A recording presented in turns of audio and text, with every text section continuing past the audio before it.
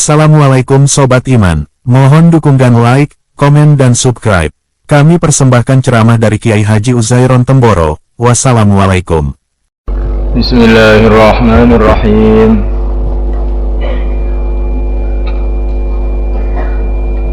Wa huwa alladhi sakhkhara al-bahra وهو الذي سخر البحر لتأكلوا منه لحما طريا وتستخرجوا منه خلية تلبسونها وترى الفلك مواخر فيه ولتبتغوا من فضله ولعلكم تشكرون.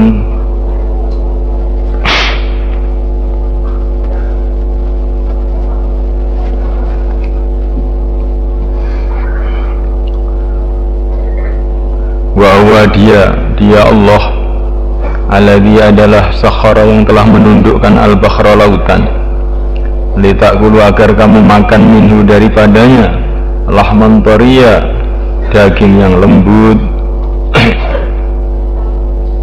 wa tastakhriju dan kamu mengeluarkan minhu darinya khiliyatan perhiasan talbasunaha yang kamu memakainya. Wataro dan engkau melihat al-fulka bahtera mawakhiro berlayar fihi di dalamnya. Walitabdahu dan agar kamu mencari min fadlihi dari anugerahnya.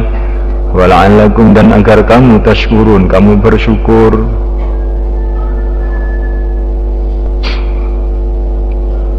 Jadi ini kita diingatkan kepada nikmat-nikmat Allah yang lain. Dialah Allah yang telah menundukkan untuk engkau lautan.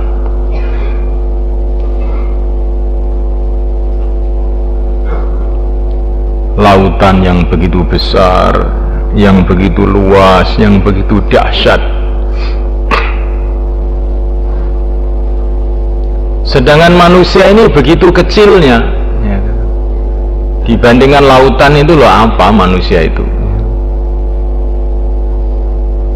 Tetapi dengan kudrat Allah SWT, dengan karunia Allah SWT, Allah jadikan manusia ini bisa menundukkan lautan.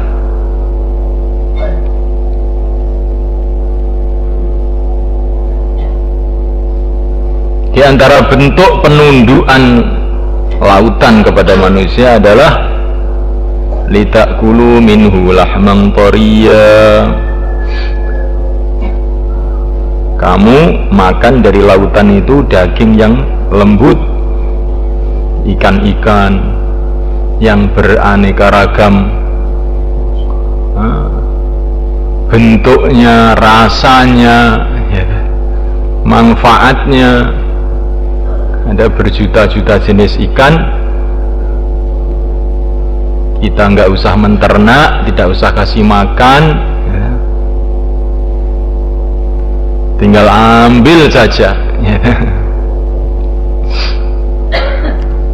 Ini yang bisa memahami ya orang Flores, orang mana itu, Madura.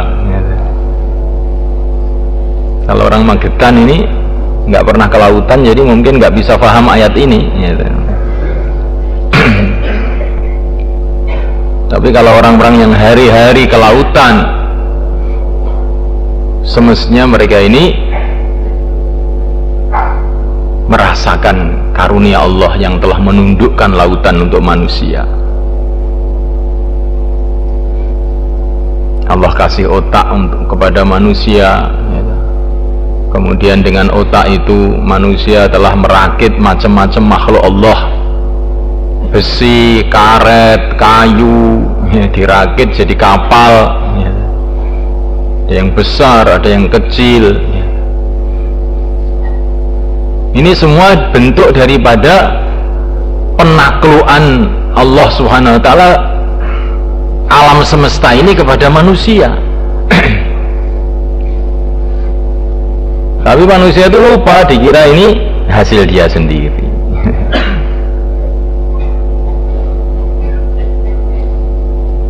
Kemudian wa tastakhriju minhu hilyatan talbasunaha, dan kamu mengeluarkan dari lautan itu perhiasan yang kamu pakai. Yang paling terkenal adalah mutiara, ya. perhiasan yang tinggal ambil saja dari kerang-kerang yang ada di laut, marjan, batu marjan, dan masih banyak lagi. Termasuk pakaian-pakaian yang kamu pakai sekarang ini, kain-kain yang dipakai sekarang ini kebanyakan ada di lautan, dibikin dari minyak diambil kebanyakan dari laut. Yang polyester itu ya, kain-kain yang kamu pakai ini kebanyakan bahannya dari minyak, dan minyak itu kebanyakan dari laut. Coba ini mulai kan, ini juga satu karunia Allah. Allah tundukkan lautan untuk macam-macam kemudahan dan keperluan manusia. Ditambah lagi watarul fulka mawakhira fi, dan engkau melihat bahtera-bahtera berlalu lalang, berlayar di dalam lautan.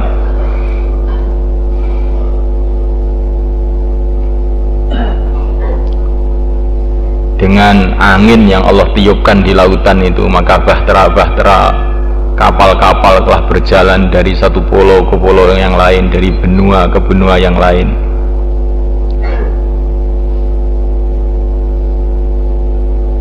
Ini juga bentuk penundukan Allah. Allah subhanahu wa ta'ala kasih kefahaman kepada manusia bagaimana menggunakan angin yang ada di lautan. Ini sebelum ada kapal api. Setelah itu Allah subhanahu wa ta'ala telah menundukkan juga api untuk manusia, sehingga jika bisa membuat kapal api, kereta api, apa-apa api. Afara'aitumun narallati turun a'antum ansha'tum syajarataha am nahnul munshi'un inna ja'alnaha tadhkirah wa mata'an lil muqwin. Muqwinnya musafirin. Aku jadikan api ini kemanfaatan bagi orang-orang yang safar. Wa mata'an lil muqwin, kemanfaatan bagi orang-orang yang muqwin, orang-orang yang safar. Kalau mufasir zaman dulu, wa mata'an lil muqwin ya dipahami kalau dalam perjalanan orang itu bikin api unggun untuk menghangatkan badan. Ini maknanya wa mata'an lil muqwin, api itu untuk kesenangan, untuk kemanfaatan bagi musafir. Tapi kalau kita renungi tafsir yang demikian ini kan kurang pas kan. Kalau masalah itu orang di rumah lebih banyak menggunakan api daripada orang musafir kan. Kalau musafir paling untuk api unggun saja, untuk gede. Tapi kalau di rumah itu hari-hari menyalakan api. Tapi setelah ada kereta api, kapal api, ya semua kendaraan sekarang ini kan hasil penundukan api.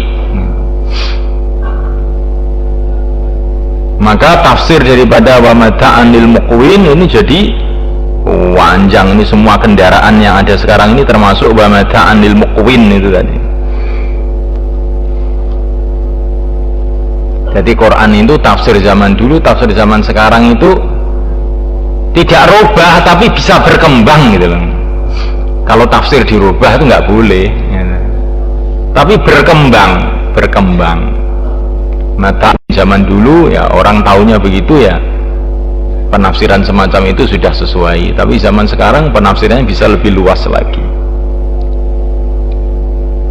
Walitabtaghu min fadli, dan supaya kamu mencari dari anugerah Allah. Dengan kapal itu kamu mencari anugerah Allah, maksudnya mencari rizki yang halal. Jadi kata-kata wabtaghu min fadlillah, ibtigha'a fadlih ini digunakan dalam Quran, dalam hadis-hadis, maksudnya untuk mencari rizki yang halal. Jadi mencari anugerah Allah ini bahasanya orang ahlul iman. Kalau bahasanya orang tidak tahu agama, kemana kamu? Cari uang. Kalau orang Jawa bahasanya dilembutkan, pados upo gitu. Ya wong tua-tua digoleki ajeng teng mbuti to nggih pados upo gitu. Oh, kok golek upo gitu.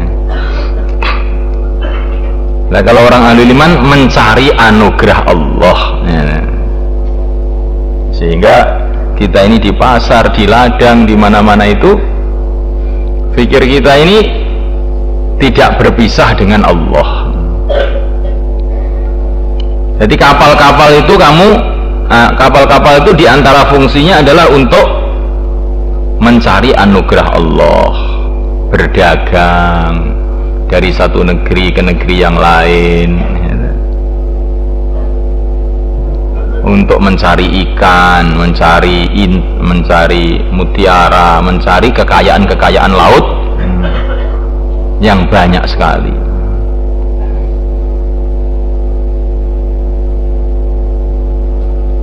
Banyak sekali kekayaan laut itu yang dimanfaatkan oleh manusia sekarang, termasuk namanya cacing laut pun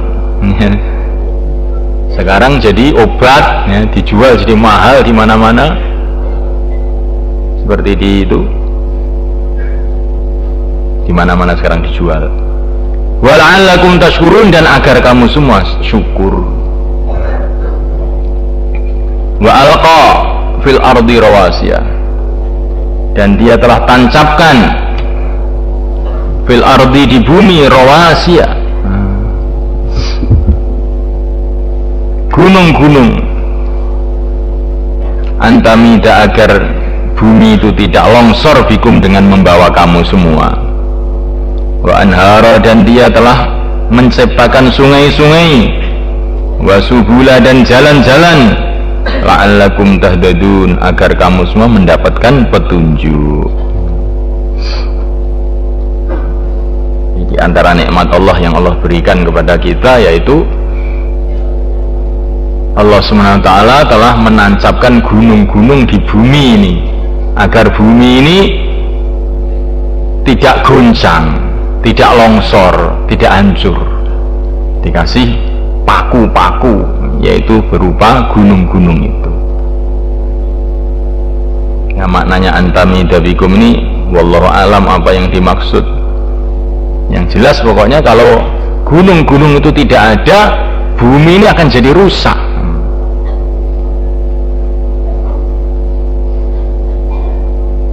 Ya, bentuk kerusakannya itu bagaimana? Lah ini kamu tanya dengan orang-orang ahli ilmu bumi.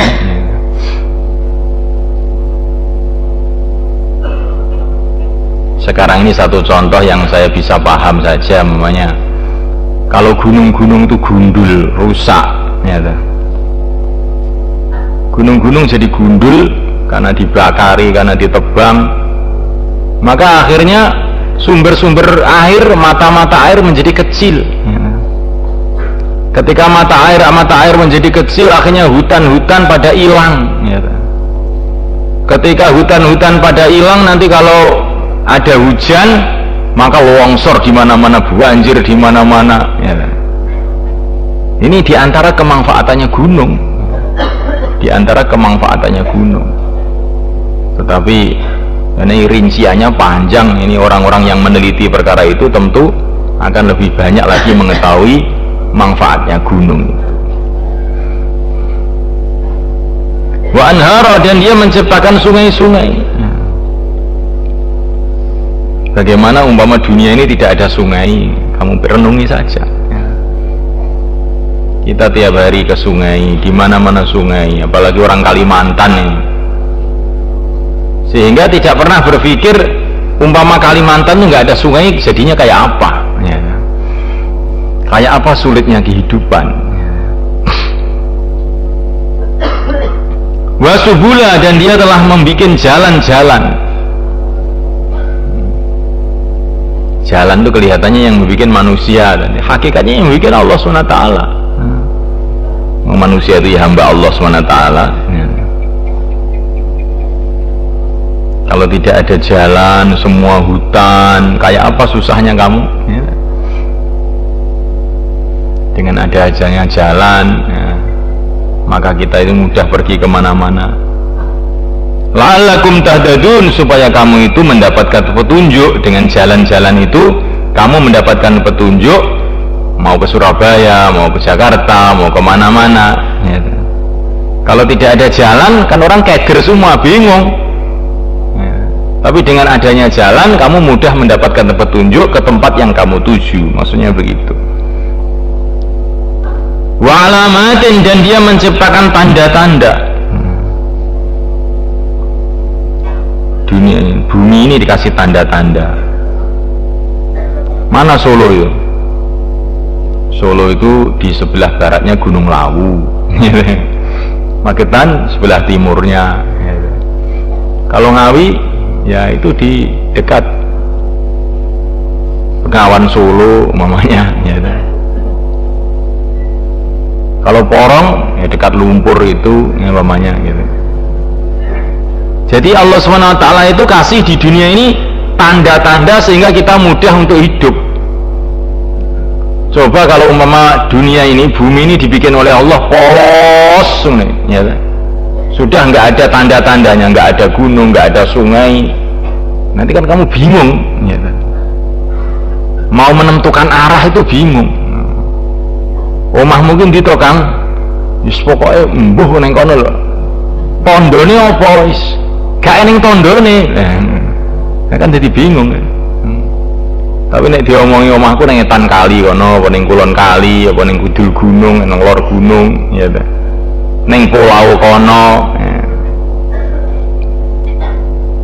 Ini semua tanda-tanda ini dibikin oleh Allah untuk memudahkan kita. Alamat kamu mana? Kok bisa alamat? Alamat ini bawa alamatin. Di Quran pun alamat namanya, ya ta. Alamat kamu mana? Wabin najmi, dan dengan bintang-bintang hum yahtadun, mereka ini telah mendapatkan petunjuk. Terutama ini dirasakan oleh orang-orang yang di lautan ketika mereka kehilangan arah, timur mana, barat mana, waktu malam, maka menentukan arah itu mereka dengan melihat bintang. Oh, bintang itu selalu di utara, bintang itu di selatan, bintang itu di barat. Mereka sudah paham itu bintang-bintang itu, sehingga akhirnya mereka tidak kebingungan mengendalikan kapalnya.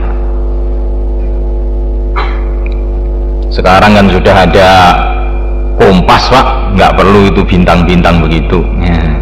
Nah, kalau kompasnya hilang ya, atau kompasnya macet lagi rusak, bagaimana ya, kan tetap juga diperlukan itu ilmu perbintangan agar kita tahu arah.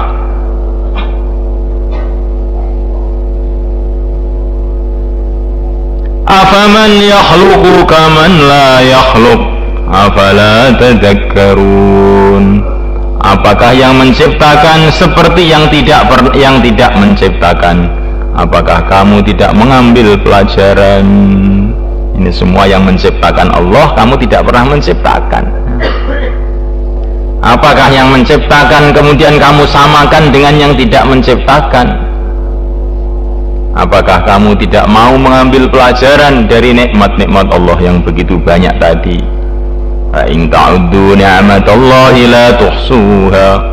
Bila kamu menghitung-hitung nikmat Allah, la tuhsuha, kamu tidak akan dapat menghitungnya. Innallaha laghafurur rahim. Sesungguhnya Allah Maha Pengampun lagi Maha Penyayang. Allah Maha Pengampun lagi Maha Penyayang. Kita dikasih nikmat siang dan malam, kita tidak merasa, kita tidak bersyukur, masih juga dikasih nikmat terus. Maksiat terus, masih juga dikasih hidup terus. Karena Allah itu Ghafurur Rahim. Kalau bukan Allah Ghafur, habis kita ini ya. Akrar